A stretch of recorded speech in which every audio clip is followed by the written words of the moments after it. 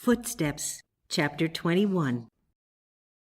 A description of a representative day at Pleasant View might interest future generations as exemplifying the guidance of divine love over Mrs. Eddy and her home. Breakfast was at 7:30 a.m. The assistant secretary sorted the mail with the specific instructions from our leader to withhold all letters which would be possible for her secretaries to answer, giving her only that which was imperative. There could be no mistake in keeping mail from her, but there could be in giving it to her.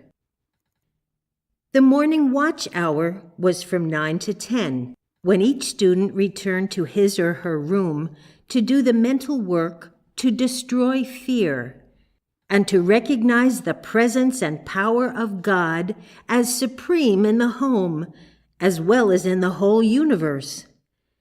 This work did not vary from day to day, except where special instruction was needed and given to us.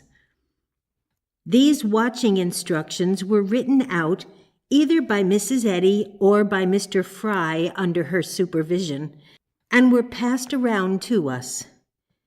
One of these papers that is representative of her specific instruction as to what line of thought to take up reads as follows: No fear, no poison, arsenic, etc., no suffering caused here by the readers of Science and Health, no evil minds, no feeling the beliefs of patients, no relapse, no reversal of truth.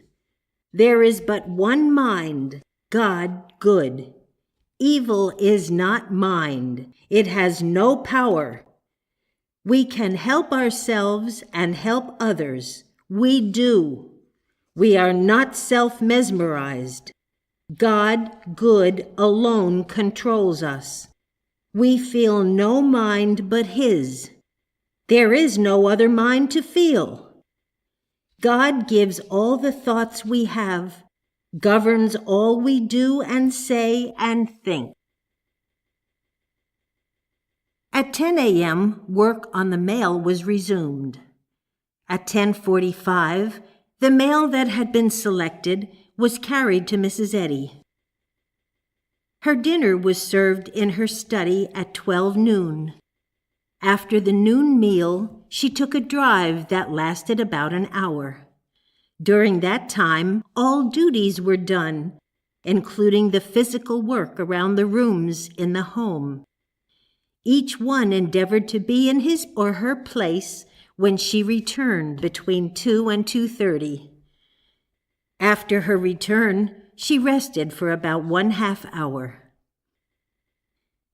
There was another general watch hour from 3 to 4, and the last was from 8 to 9. Everyone, including our leader, joined in these periods of watching. In addition to these, each student had an individual watch hour. For instance, every night I worked mentally from 11 to midnight. After the afternoon watch hour, Mrs. Eddy read and answered letters, or gave them to her secretaries to answer. Sometimes she would dictate the answers to us. Supper was at 6. Occasionally, after supper, she would call the students to her for a period of quiet and peaceful conversation. At times, I went in and talked to her. It was during such a period that she dictated to me some of her own early history and that of the church. She also dictated articles to me, as, for instance, the one on Christmas on page 259 of Miscellany.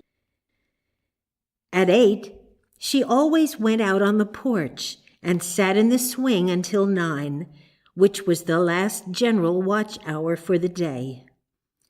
I always felt that it was during this hour that she worked for the world and encompassed all humanity with her love. For when she came in to retire, she often called me to her side to say good night, and the love that she radiated was almost more than I could stand. It affected me to such a degree.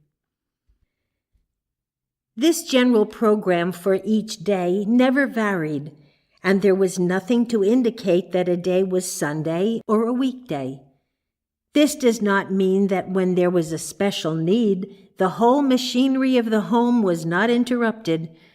There were times when the whole household worked mentally for hours at a time. Sometimes it would be all night long. I can recall a time when I did not remove my clothes for 72 hours.